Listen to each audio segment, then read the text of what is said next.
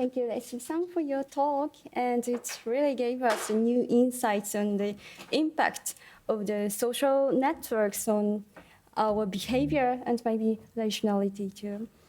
And I noticed that your talk was, or let's say, somehow in connection or with our last discussion in December. And I would like to invite all of you to follow the discussion in December on the KGRI website. You will find the video recordings. So let's continue the discussion. We are happy to invite the panelists today to have a dialogue with Professor Lessig. We have Dr. Yusuke Narita from Yale University. Thank you very much, Narita-san, for your amiably accepting your participation this time too. It is opportune to discuss with him on democracy today, as we are awaiting his new book, The Democracy in 22nd Century. Professor Yoko Hirose from Faculty of Policy Management of Keio University, deeply thank you also for your participation. And Professor Tatsuhiko Yamamoto, I don't think we have to introduce him again.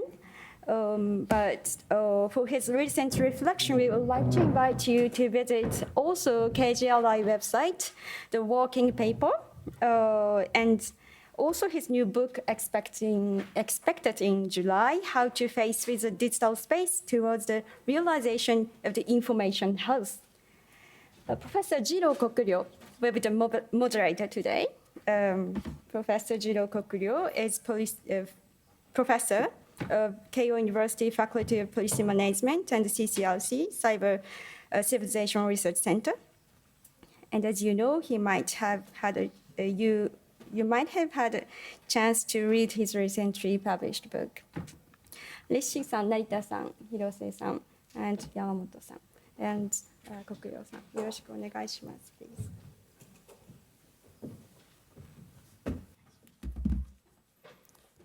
Thank you very much again. So first, I would like to get remarks from panelists on Lessig-san's talk. Hello, everyone. My name is Hirose. I'm a faculty member of Keio University. Professor Lessig, thank you very much for a wonderful speech. I'm a researcher of former USSR, and listening to this presentation, there are several things that I would like to share as my part of my insight. In terms of this war and conflict, as you may know, there was a tremendous impact from social network. And in terms of the information warfare, how has a significant meaning in the battlefield? We have seen a new sort of a phase that we have developed. And on the other hand, the situation in Russia, how much this social network do they play as an important role? There's some questions of the significance of social network, because the basic, of course, lifestyles of people are, in a way, in acquisition of information quite constrained based on the fundamentals of the society. We believe, of course, Russia is engaged in a very wrong invasion, but 50% and more of that people in Russia believe this war is a right war and justifiable, and they support President Putin. And why is this situation do occur is, of course, in the people who are older or people living in the suburb. They do not have exposure to social network. So they only have a sort of a well-controlled national media. So therefore, they have a very skewed way of understanding the situation. And of course, this time with the social in Russia, after the war, there are a lot of limitation imposed on social media.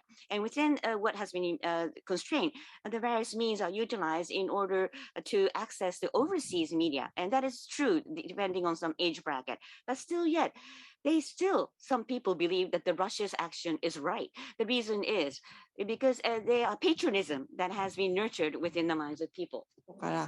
Which means since youth, under the theme of nationalism, they are pretty much solid and rigid in that mindset. And even if information from the West comes in, they're not able to come out of that mindset which means even if it's the same information, the way you take it in is different. And in the current situation, Russia is giving out a lot of different kinds of propaganda, but internationally speaking,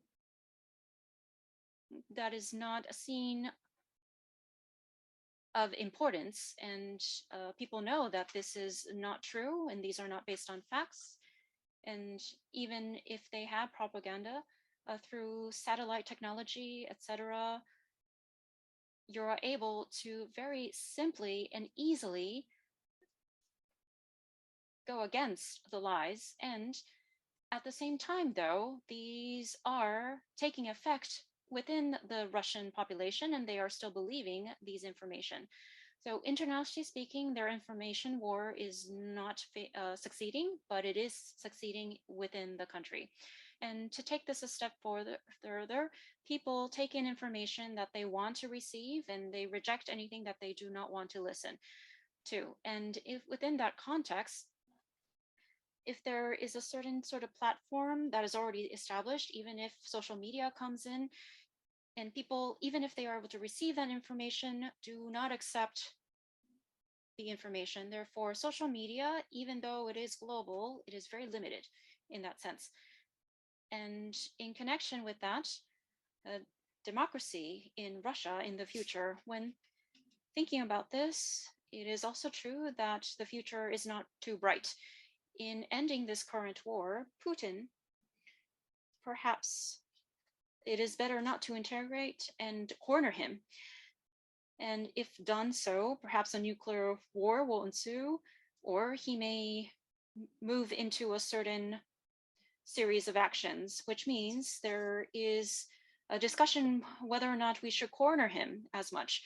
For that, I am not necessarily in agreement with this, but I do feel that at a certain level, this is convincing because this is in connection with the psychology of the Russian people to a certain extent.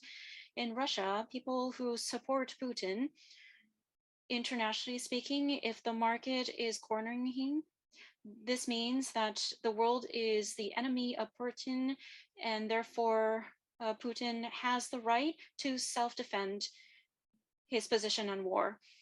And the current Ukrainian situation in the issue, whose fault is it? And why has this happened? To this question, 50% of the Russian population, or even 60%, they're saying that it is because of Russia and NATO. And in this current situation, if we are to corner Putin, the ratio may increase even more.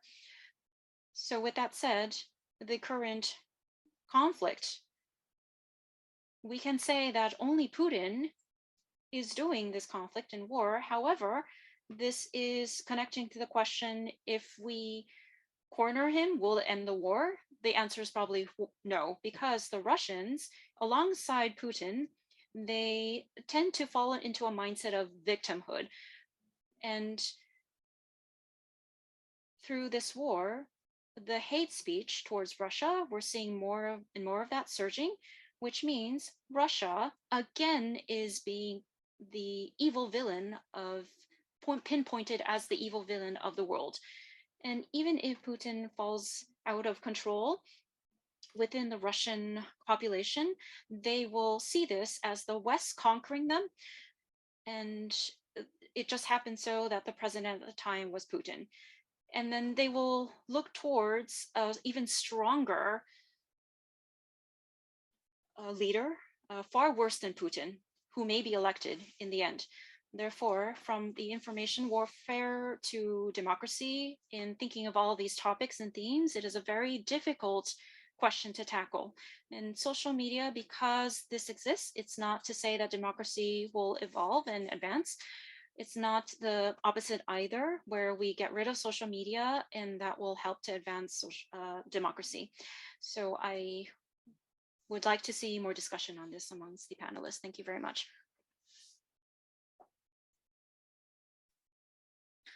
Yes, so I do really want to see us pursuing those two very heavy questions. はい。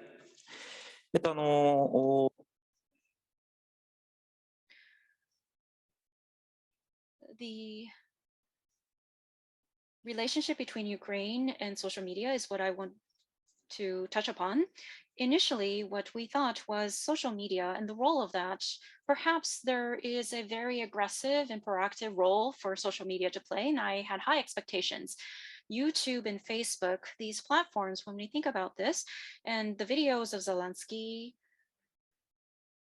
it did become a platform to spread the word and videos and information.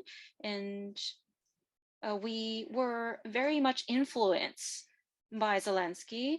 And it was this power of resonance and empathy that was utilized.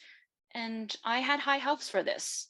This chain of empathy, or this wall of defense in the form of social media, I do not think that we can denounce the impact it had on Putin. And that led to limited access in terms of the state controlled media in Russia. And it did have a blockade-like effect in terms of how the social media played out.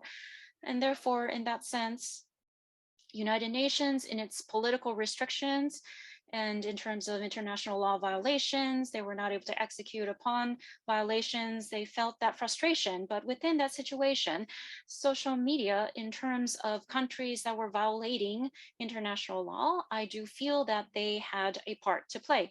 However, at the same time, as time was passing and as the war prolonged, in that situation, our interest level dropped. And looking at Marvel movies, for example, in the beginning, it's very stimulating and interesting, but movie after movie, time again, if we are exposed to that, we lose our attention level. And attention economy, as what was mentioned at the very beginning, we are not able to flee from this, because in this world that we live in, the level of stimulation, once it drops, our interest towards the international world drops as well, and it no longer becomes an advantageous effect. And lately, I have been honestly feeling a little bit of disappointment around this. Now, in terms of the attention economy, structurally speaking, architecturally speaking, there is something that must be done. This is my sense of urgency that I have. And one thing that can be thought of was literacy. This is a word that we all know and use very commonly, where we say we cannot allow this to happen, and let's all fact check and let's all live wisely. However, at the same time, when we talk about literacy and how far can we expect from this is my big question. For me personally, literacy, of course, is very important, but at the same time, there's a side of it that cannot have high expectations. Internal practicality and reasoning, having that sensibility in the current world is not so effective, because in the process of cognizance that we have, to expose that entirely and to have the platforms recommend things to us, the algorithms have the advantage, and they're not able to, or the internal intelligence and wisdom is not able to combat this. So the Turing effect could be, in essence, a resistance to this, but should we give up then? I ultimately feel like we should not give up. Joseph Heath, in his book on in his theory, says that practicality and reasoning is a social business. It's not something that can be done independently or individually. It's something that is to be joined forces with the entire society. And I feel, as Kawashima-san introduced in the very beginning, information health as well as digital diet, I believe it connects to these ideas as well. Diet, if you try to do it alone, you might give up very easily because you will see very big distractions in front of you, enticing sweets and etc. But if your approach through the whole of society and through different people as a joint force business, we're able to a certain extent, able to feel like we should be mindful of our diet and health. So digital diet, digital health, what sort of information at what portion should we consume? In displaying that from a metadata perspective or towards the content of that, maybe we display the nutritional content in visualizing what we are actually consuming. It's not something that we tackle just by ourselves. It's information health from a society as a whole, where we consume a variety of information within society so that we win immunity against the distractions and the harmful effects that the platforms have. So how are we going to realize this? How can we really expect platforms to come up with measures, and how is the state going to be involved in this? We do not want the state or the nations to guide us in a certain direction, and that will be very dangerous. I believe that this is a challenge for the nation and the countries, and perhaps this is something that I'm very interested in debating with Professor Lessig. Thank you very much.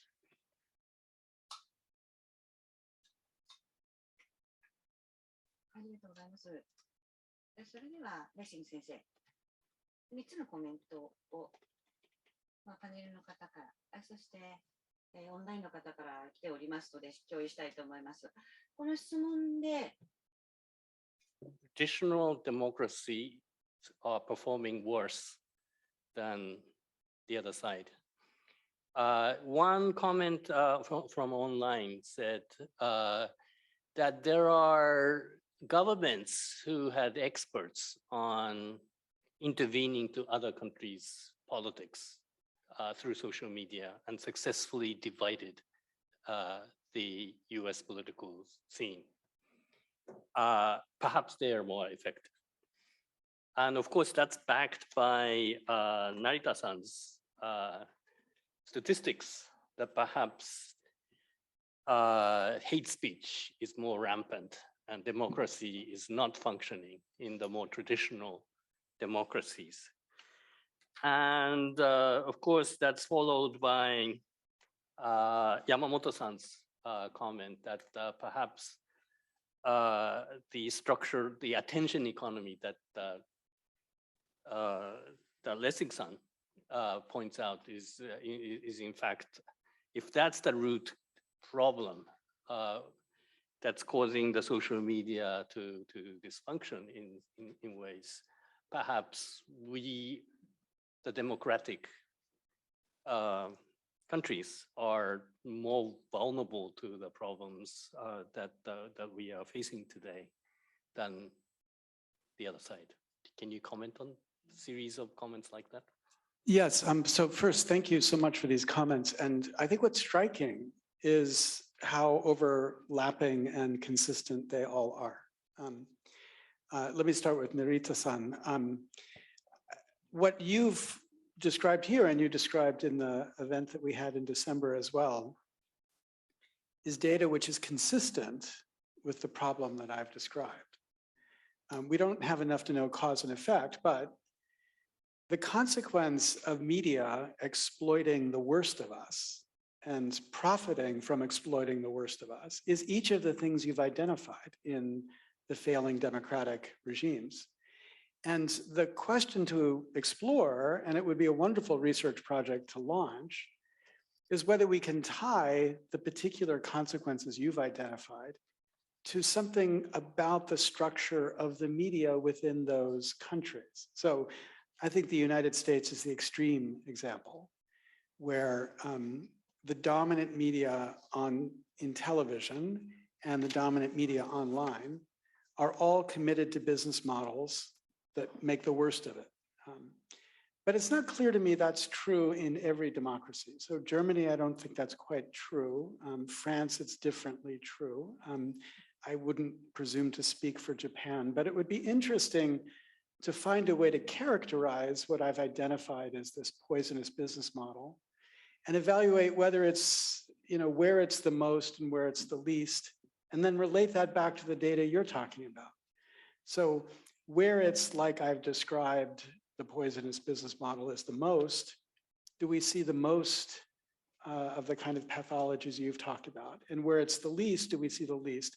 And I think we would say that totalitarian or authoritarian regimes don't have media like this. I mean, they're very good at restricting the crazy dynamic of the media. And so this would be consistent with your approach as well. And then Yamamoto-san, I completely agree with your characterization. I'm going to push you though on your resistance to regulation. Because, I agree, it would be wonderful if we had the equivalent of nutrition labels on all content. And we could see that the level of distorting emotion or hate was high in this content and low in that content. But I just don't think that we as humans can be as productive in response to information labels as we are to nutrition labels on food. Like we can decide we don't want to eat unhealthy anymore and use nutrition labels on food. Some of us can and be productive with that. But with information, I just think it's different. I have an app on my phone called Read Across. And what Read Across does is it watches what I read, and then it gives me views from the other side so that I could, in principle, have a perfectly balanced diet.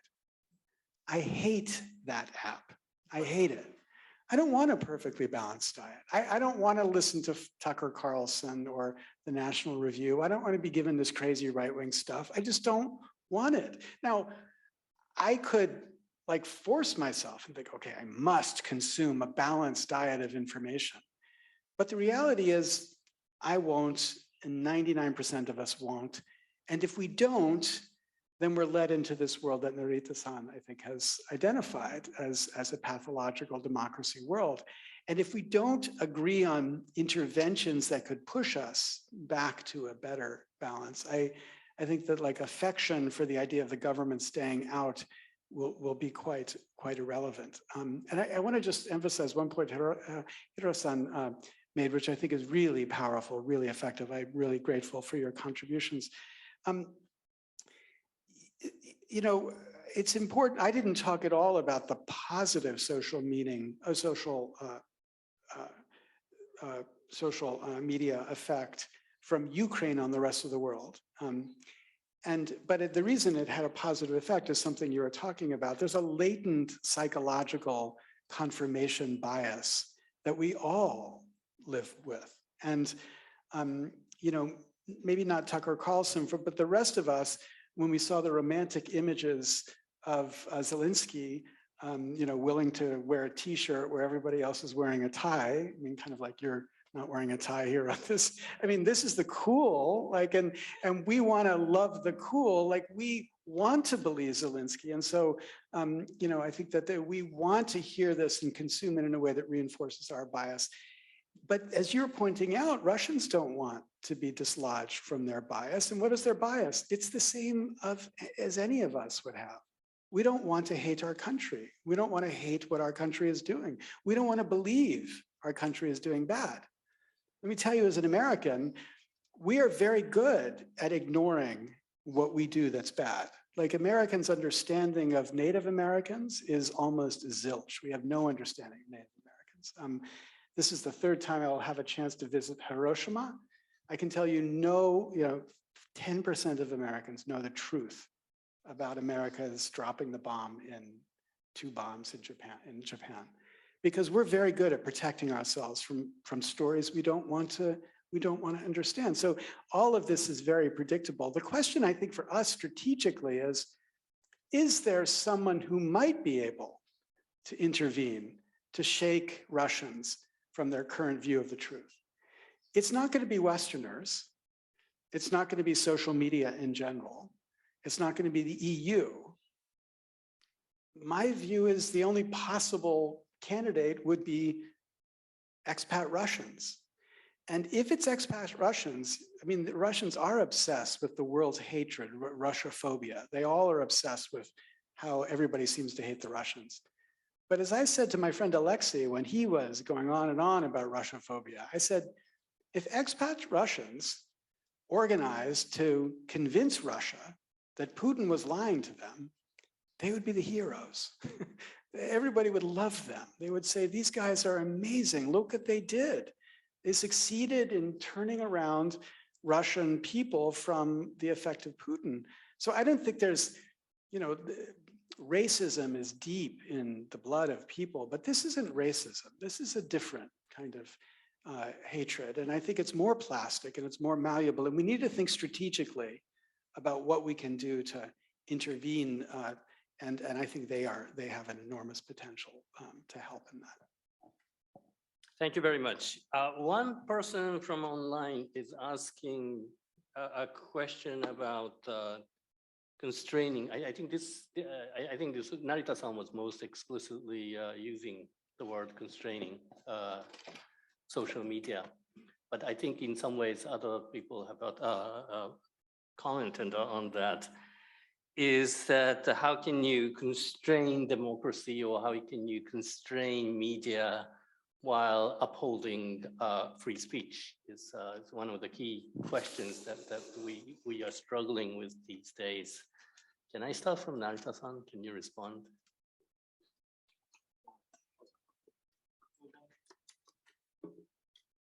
Regarding to how to constrain and regulate the way information flows in the media, so we have some sorts of constraints and regulations in sort of more traditional media outlets, right? Say for TV, probably Japan is a clearer example than the US, but here there is sort of something like the broadcast law, or broadcast neutrality law, which requires sort of the major TV networks to be politically neutral across sort of different political parties. And as a result of that, so we are in the middle of a big sort of national election right now.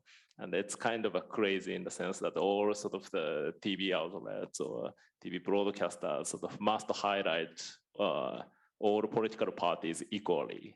So whenever some sort of political party is highlighted in a TV program, all the other 8 parties must be highlighted sort of with equal weight. And that creates some sort of funny scenes a lot. But in the sense of we have created some sort of constraints like that to regulate the biases embedded in sort of the media and the information flow.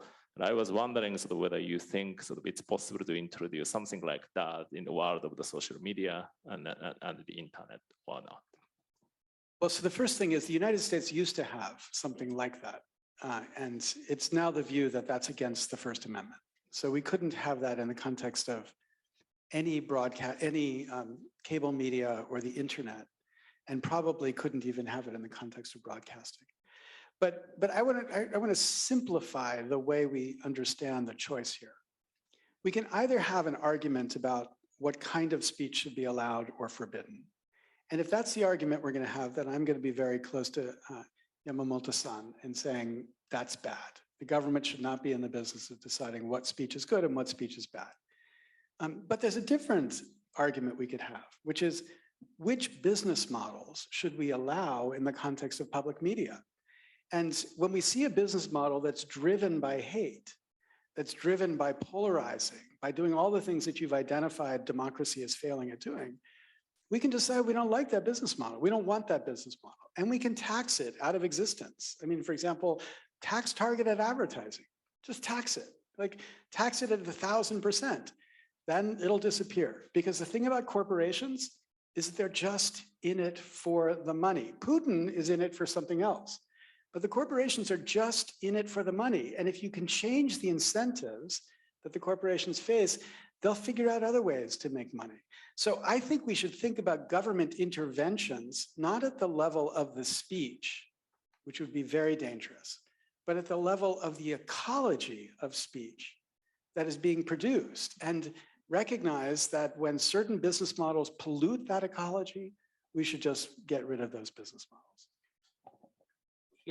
So you just made us the clear distinction between kind of two types of sort of freedom and competition, that is sort of political freedom and competition versus sort of economic ones. And what you suggested is sort of introducing some constraints and regulations in the domain of sort of the economic competition and freedom as opposed to. Right. I mean, we've got media that is amplifying and suppressing content, not on the basis of its wisdom or its ideological substance, or on the basis of its insight about the future, solely on the basis of whether it's likely to engage us. Okay, why is that worth anything? Why is that platform for media worth anything to society? I mean, I don't care if it's, in the context of Pokemon or in the context of, the Avenger movies, fine. Let it figure out how to engage people about the Avenger movies. But when we're talking about politics, why should we have that? Like, what good is that doing? And so if we see the consequence of this media, which is to amplify on the basis of engagement rather than the basis of truth, or even on the engagement of like political ideology. I mean, I think it's better to have a right-wing media and a left-wing media than to have a social media driven by engagement and outrage and hate. And so to the extent we identify that's what this architecture of media is, let's just find a way to steer it away from that and steer it into a different kind of a supply of media, and avoid thinking that the problem is we've got hate speech, or the problem is we have racist speech. We've always had hate speech. We've always had racist speech. We've always had idiot speech and false speech. There's always been that speech. What's different today is that there's a market incentive to amplify the worst speech and suppress the best speech. Okay, the problem there isn't the speech, it's the market incentive behind the speech. And we should be intervening to mess that market incentive up as much as we can, so that we can go back to the world where people said stupid things and you just ignored them. And people said racist things and you found a way to be away from them. As opposed to this world where those speeches are put way up high because they know that that will engage me in Facebook, and the speech, reflective speech of Narita-san, is not going to get as much hits or as much likes because it's not going to pay Facebook to propagate that speech. Hiro-san, you've been exposed to a lot of biased talks in the last 3 months or so. Do you have an opinion on this? Wait, say that again? I couldn't... No, I'm addressing Hiro-san. Yeah.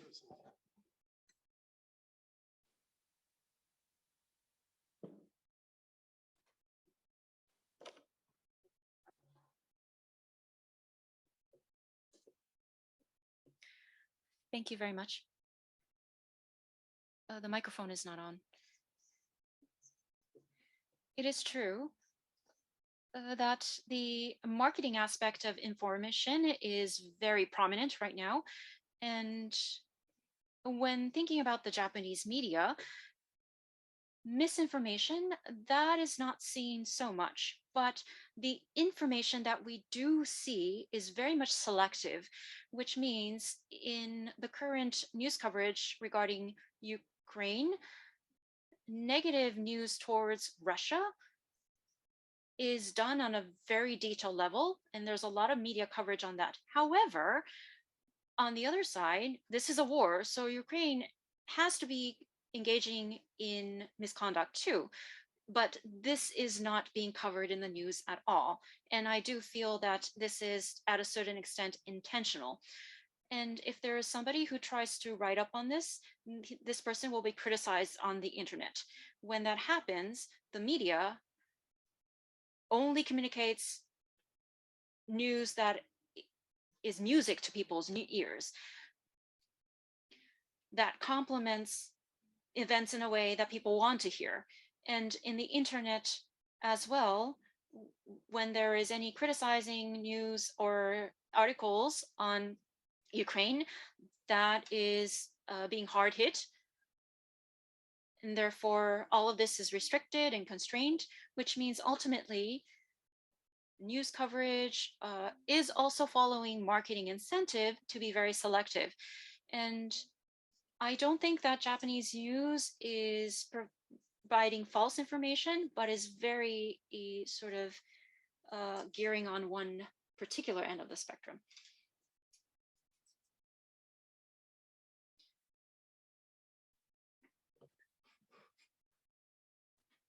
So, Yes.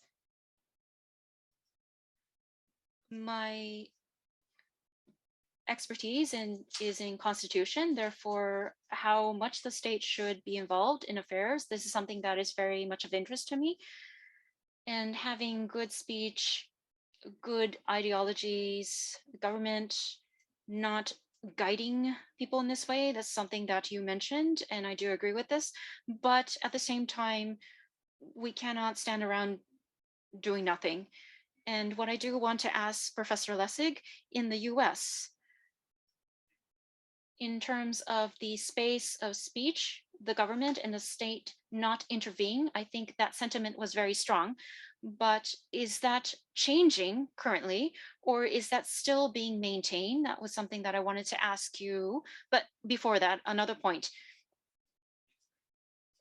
We talked about information health very briefly, but nutrition labels, even if that is present, if people do not have an interest in this, they will ignore it.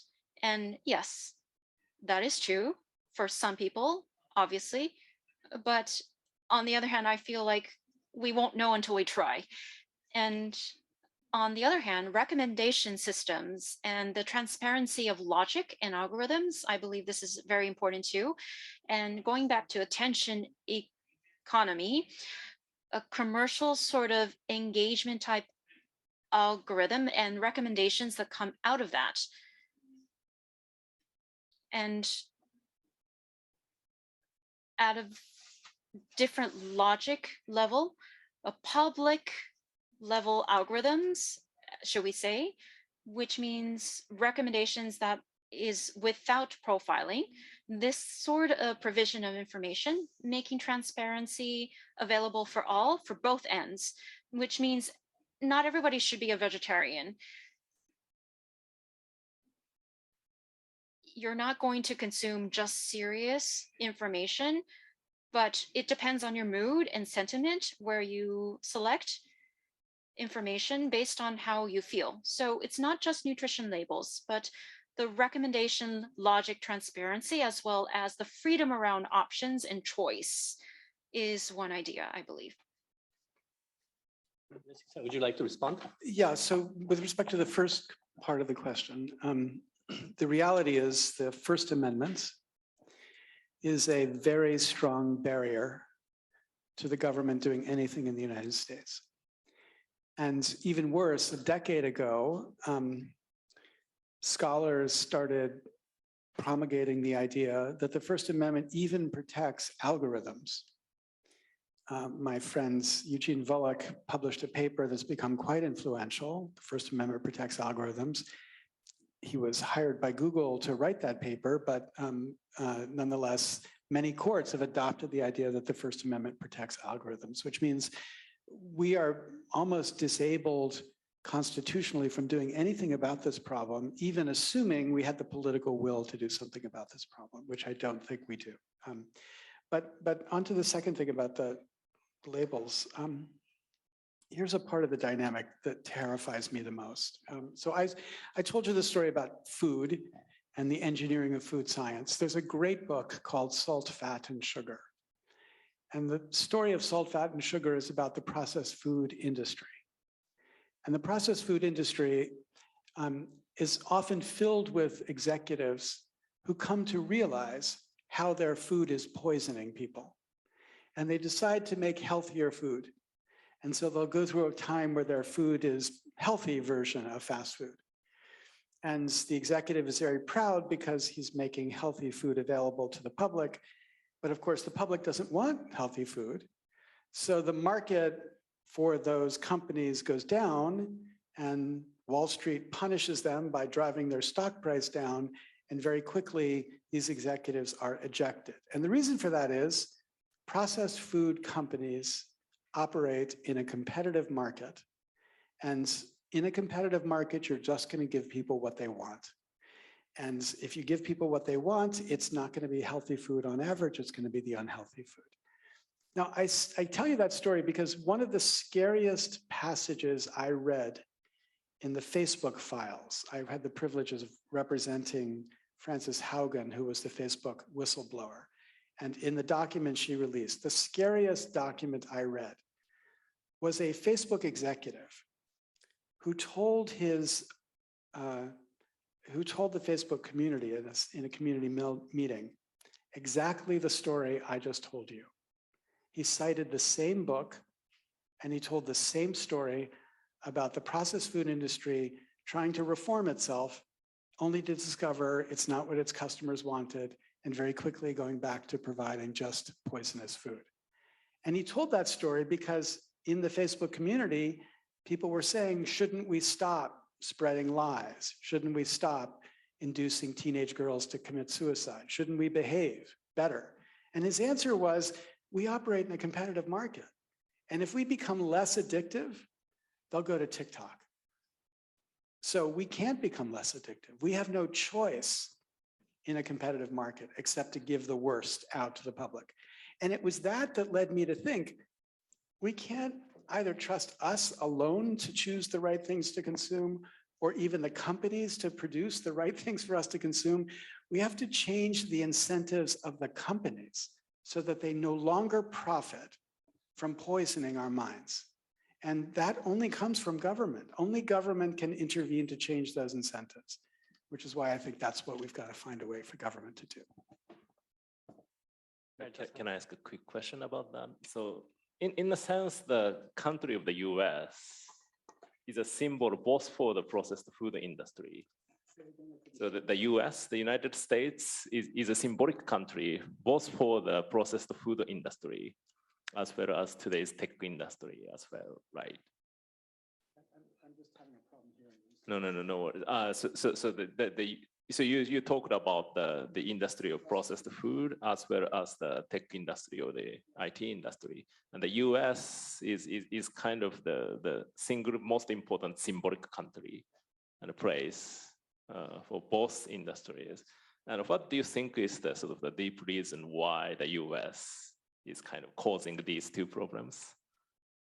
Is there anything incorrect or evil about how the U.S. society is structured? And well, so the processed food industry is so poisonous because of subsidies the government makes to the inputs into those industries. So we subsidize,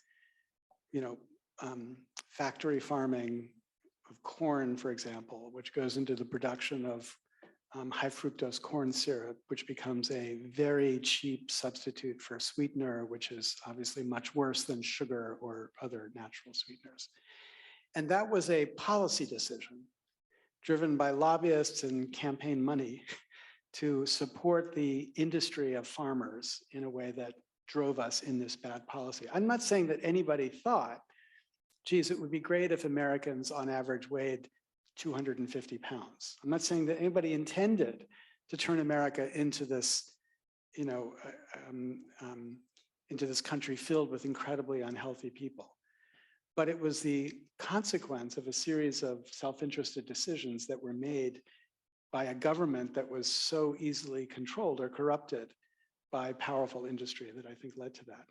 The context of the technology sector, the technology sector, after the Microsoft antitrust trial, that was the last time the federal government tried to regulate the technology sector in any effective way. And the Democrats especially celebrated the technology sector. So there was a very strong commitment to hands off.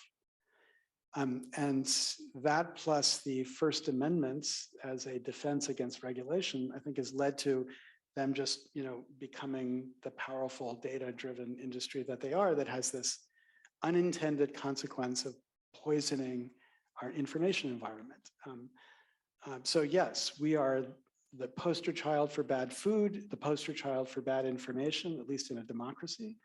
And unfortunately, we are not the poster child for an effective government. So I don't know how we solve either of those two problems.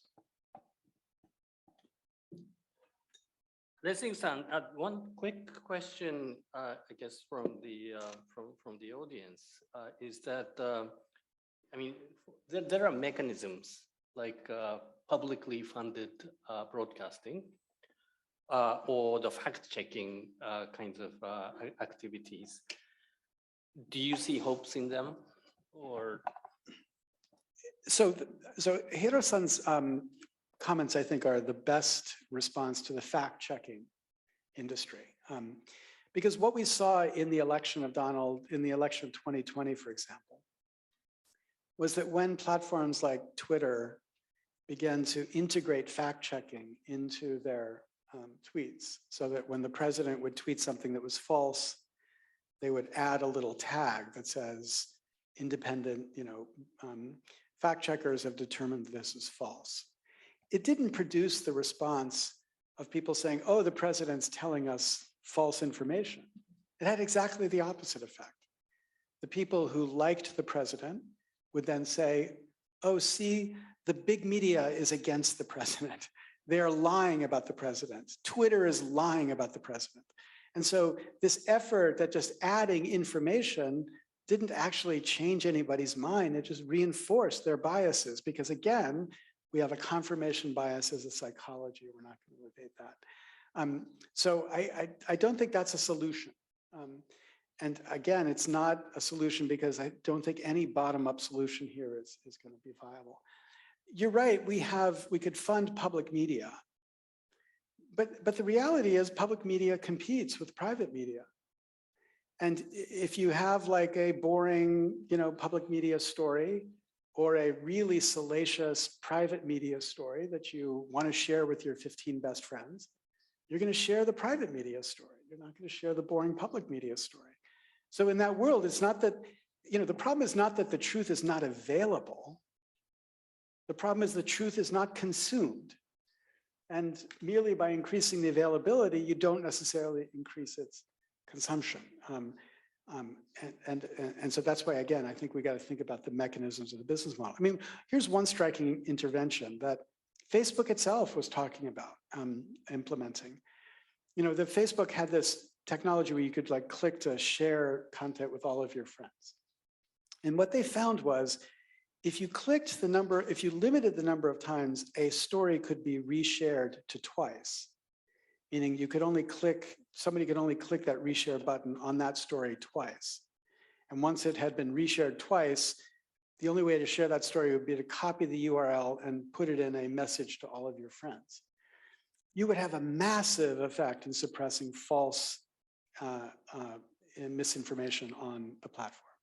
That merely in giving people a mechanism to spread this content very, very fast was causing the misinformation to take off. Now, what would be the regulatory response to that? One response would be to say, well, we've got to read each message and decide whether it's true or false. I'm with Yamamoto-san on that. I'm against that idea. But I'm not against the idea of the government saying, okay, slow it down. We need a speed limit on the information highway so that people can begin to process things in a more reasonable way. And if you said, limit the number of reshares to 2, I don't see that as a fundamental violation of free speech. I see it as a way of like recognizing we are humans. We're not likely to respond in a careful way, especially if all we're doing is clicking a yes to resharing.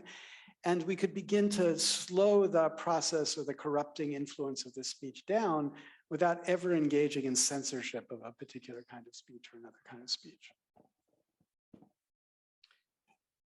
Now because you talk about psychology, in some aspect, all of the panel members mentioned about the psychology aspect of this and how humans are perhaps not completely rational. Hirose-san mentioned about the role of patriotic education, the bias that the filter and bias introduces.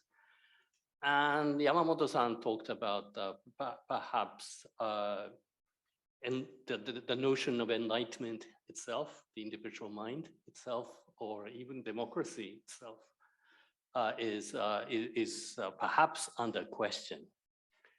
Can I have comments on that from the panelists? I'm happy to start by just saying I'm the psychological realist. I'm saying, you know, I aspire to the world Yamamoto-san imagines. You know, I want the world where people go into the library and they take Kant off of the shelf and they read, you know, serious work. But I'm a realist, and because the consequences of how people really behave, given their psychologies, is not just a problem for them, it's a problem for democracy. Like the difference between food and information is that if people eat bad food, okay, maybe healthcare costs go up, but you know, rich countries can afford that. If they're unhealthy and fat, okay, that's just too bad for them. But the consequences for the media is that we don't have a democracy that functions. We can't decide what our policy should be. So it's much more important to be realistic in a existential context like democracy, information driving democracy, and to recognize that we can't rely on people choosing to do the right thing. Now, that sounds like I'm saying, let's try to regulate the speech people are engaged in. And that's why I'm insisting, I agree with Yamamoto-san on keeping the government out of making judgments about good speech and bad speech. But there's a different judgment to be made about whether this is a healthy market for information, whether this is providing a balanced exposure that's going to lead people to understand the truth about Ukraine or nuclear energy or whatever the issue is.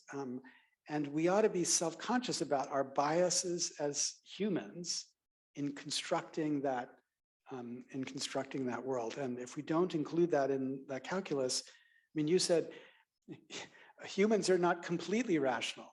I want to know why you use the word completely in that sense. Humans are not rational, period. We are not. I mean, we are in some areas, good for us. There are much more rational entities in the world. Corporations are more instrumentally rational than humans. And AI systems are more systematically, instrumentally rational than corporations. And what's scary is, like, you know, we kind of believe we are regulating corporations. In America, corporations are regulating us. And corporations like Facebook believe that they are controlling AI, but the AI is controlling the corporation. So we are, we are 2 generations of intelligence behind, and we need to catch up and recognize our own weakness as humans is making us incapable to resist the intelligence of the corporations and the super intelligence of the AIs who don't have our interests in mind. They have their own interests in mind. Hirose-san, I want your comment on how democracy and free speech is viewed particularly in the Russian context, or perhaps in other countries as well. I mean, in the context of this discussion. Yes, thank you very much for that question. Democracy within Russia is a very difficult challenge and topic, and biases and filtering that is pretty much heavy. And this war, Putin is the one who started the war, pulled the trigger. But when thinking about this politically, this has no rationality whatsoever. But it was Putin's sole individual decision, where in his mind, it was rational. Therefore, whether or not it's rational or not, that is moot in this case. Now, how do we think about rationality? Objective judgment in decision-making, that was something that did not function at all. The starting point was not Japan, but globally, the global world and Russia, because the wall was so high, the discussion over what is rational or not does not function anymore. And I have discussed this with many academics around and scholars around the world, but I was never able to get a clear answer, where the common understanding is that there is no rationality, but within Putin, he rationalized his decision and it was right in his mind. Now, the psychology of sovereign nations and authoritarian nations, even if there is no rationality, even just one person having that mind that this is rational, this will steer the country in that direction. I believe this is an extremely scary phenomenon. はい。Yes, I am a realist as well, and I do not pursue ideals so much, and I am in alignment with Professor Lessig in that perspective. But psychology and cognizance, I think this is something that we can make our advantage as well. And sharing up to twice what you mentioned, share could equal speech in the US. So I'm wondering the details of this, but in considering this to a further degree, the architecture or nudging the right thinking or the right behavior, this is something that has leeway for more discussion, I believe.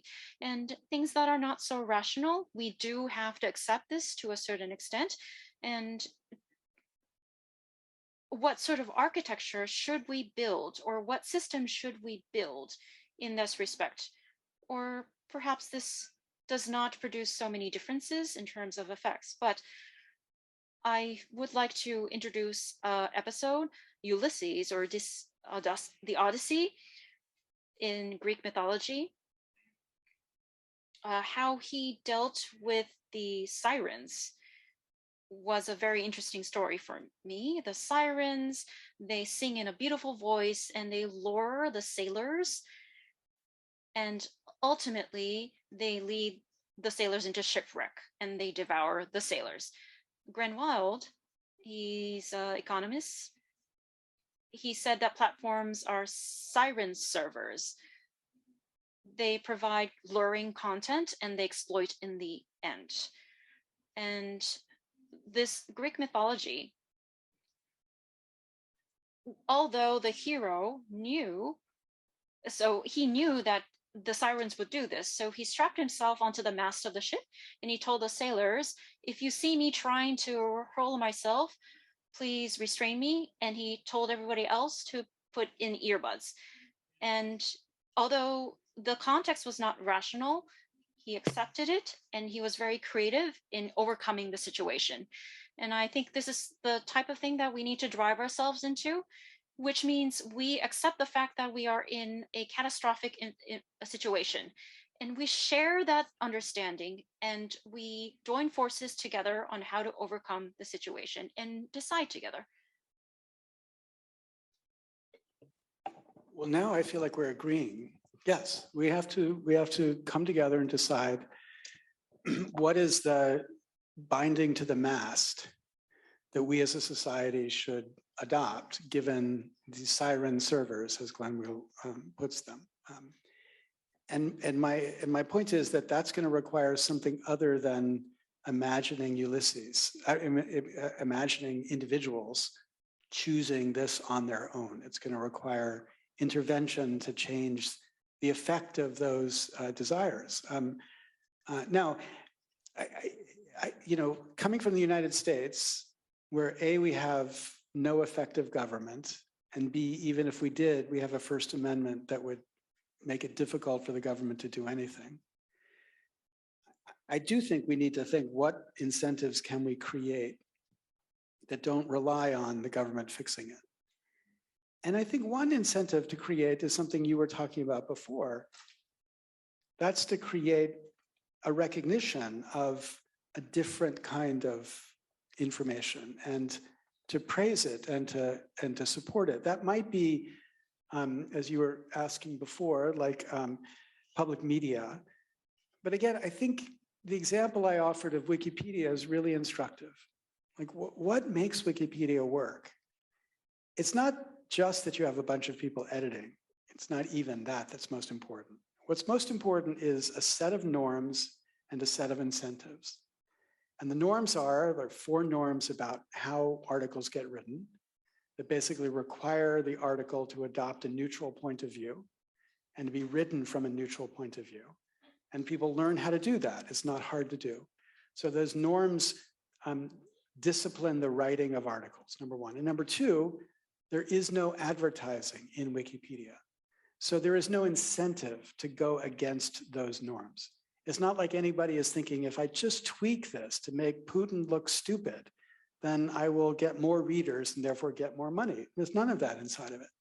And so recognizing we have an example of news that is produced in a way that is not inherently biased. And we have, you know, this is like one of the top 10 sites in the world. We go to it all the time to get information about things. There should give us hope that we could begin to encourage that as a model elsewhere. And then people would begin to, you know, as I told the story about the Russian friend who said Soviets were better speech consumers than Americans. We could encourage people to be critical and say, okay, what's the Wikipedia version of this story? I've heard it from Fox News, but what's Wikipedia say? And like 10 other versions of Wikipedia could give us, a Wikipedia-like sources could give us a hope to resist this.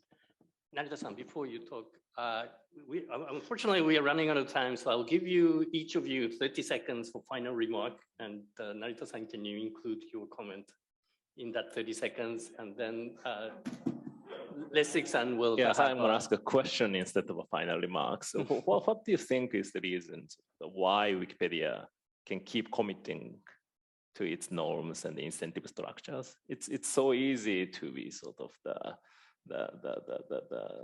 start introducing some advertisement type business model inside it. But after sort of the few decades, Wikipedia still maintains sort of its original spirit. And why was it possible? Well, the answer is they constantly reflect on the importance of their norms to their mission. And they can afford to do the right thing because they attract an enormous amount of resources from their readers and also from foundations and other people that want to keep them going. So they're fortunate because they can afford to do the right thing. And there's no, you know, they're not a private for-profit corporation that could ever benefit from doing the wrong thing. So that's the perfect conditions for them being who they are and what they are. And I just think we should learn from it. We should see whether we could spread it in other places. Hirose-san? Thank you so much. Well, democracy, we have had a lot of discussion today, but around the world, it's democracy and authoritarian. There are two polarized, of course, emerging, and whether they will converge or whether they should converge. Once again, I'm asking this question. So, for instance, in Russia, they have a autonomous, a sovereign authoritarian. So they have do not receive internal interference from the outside, but they believe they have been sovereign. And in terms of other countries, they say democracy, but they are not true democracy. So democracy as looking as one world or one dimension is difficult to do. So having this discussion of democracy, how this should unfold, I think there's a new set of questions that we will need to solve. So thank you very much for a lot of insight that has been provided. Thank you. Well, thank you very much once again. And the realist, the fact that Mr. Professor Lessig is a realist myself again, I'm very happy to have acknowledged me in that way. But there's a lot of learning today. So in terms of the freedom of speech here in Japan, it's quite close to, I think, the belief and thinking in the United States. In terms of the Supreme Court, the search algorithm is a way of the representing oneself. It does not say free of one's own speech, but it should be protected in terms of search. So that's also some of the rulings. So in terms of situation in the United States and Japan, and to a certain extent, I think we see a similar set of problems. So continuously, we would like to have a very constructive discussion. So thank you very much for having me on the panel today. I am just grateful for the contribution of these different perspectives. I think that gives us a common path forward. And I think that path teaches us it's the most important problem we've faced as modern free societies. And we don't yet have a clear answer in front of us. So maybe somebody in the audience does. And if that's true, please spread that knowledge because we need it urgently. But thank you so much, Jiro. And thank you to everybody on this panel. I've learned a great deal. Yes.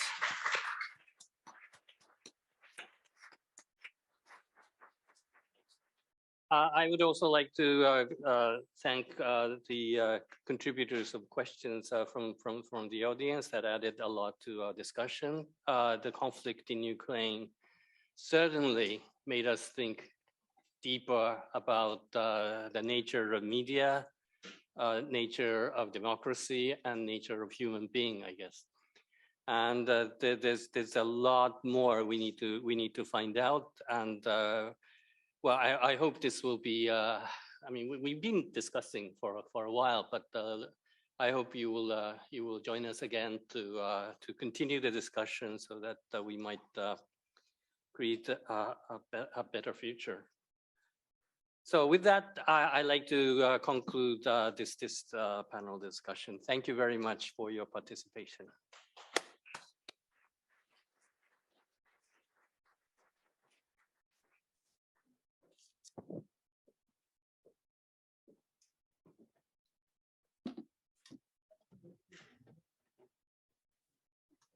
Thank you very much, Kokuryo-san, for your moderation, and thank you also to all the panelists for your very stimulating discussion.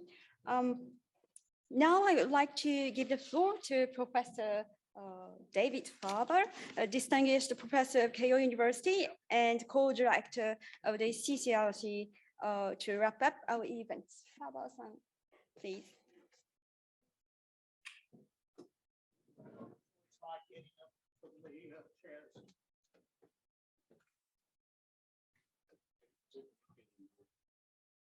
Remove all mask. Okay, yeah, thank you. That was a marvelous session. I'd like to thank the panelists, but in particular, Professor Lessig. As usual, a stimulating talk. I have to throw in my own 2 cents, if I may. I remember as a high school student reading a book, The Lonely Crowd, which talked about the advertising business and how the advertising business was designed to change people's perception, to mold their minds, to force them to love what the advertising industry, what products they were given. And that's, I think, still the case, basically, that we have engineered how to make people love what they shouldn't like. Over the periods of my career, at least, I've had to deal with talk radio. I don't know if you have that in Japan, but in the United States, in many places, 24 hours a day, you get these random talking, usually right-wing. It's been relatively unsuccessful on the liberal side of the game. And it's been very powerful because it penetrates people when they're susceptible, when they're commuting, when they're sitting at home. Housewives listen to it sometimes 24/7 almost. This constant barrage of information. When the internet arrived, we hoped that by making people, enabling people all over the world to talk to each other, we would make civilization better. And it certainly has in many ways, and it has it in other ways. We have found that when people can talk to each other, sometimes they don't say nice things. And that is difficult, and it's maybe part of what it's certainly part of what we're going to have to understand and deal with. There's no way to shut it off. There's no way for at least democratic or non-totalitarian government to say, you only listen to what we say to listen to. Whether that's education, whether it's trying to give more diversity, realize that there are many, many places you can get information. And so, as I think Professor Lessig said, people like controversy, and that drives them quite often. We're going to have to understand better how to deal with that as a world. and still retain what freedoms we have. As many of you know, I've been on the board of the Electronic Frontier Foundation for years, and we have tried desperately to keep our freedom in the internet age. Sometimes successfully, sometimes not. But sessions like this, I think, are extremely valuable to educate, and educate in particular students. You're going to have to face the problems. We can talk about them, but the problems are yours to either solve or live with the consequences. Thank you, Professor Lessig. That was a marvelous talk, and students, start thinking about your future because these problems are your problems. Thank you.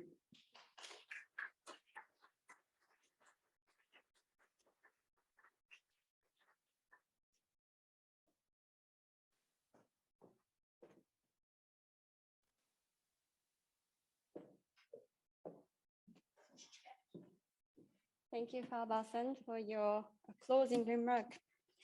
So this is the end of the symposium. Our symposium implementation of Ukraine Russian digital conflict on democracy, sponsored by the Mitsubishi UFJ Bank and the Z Holdings. Please give a last round of applause to Professor Lessig and all the panelists, please.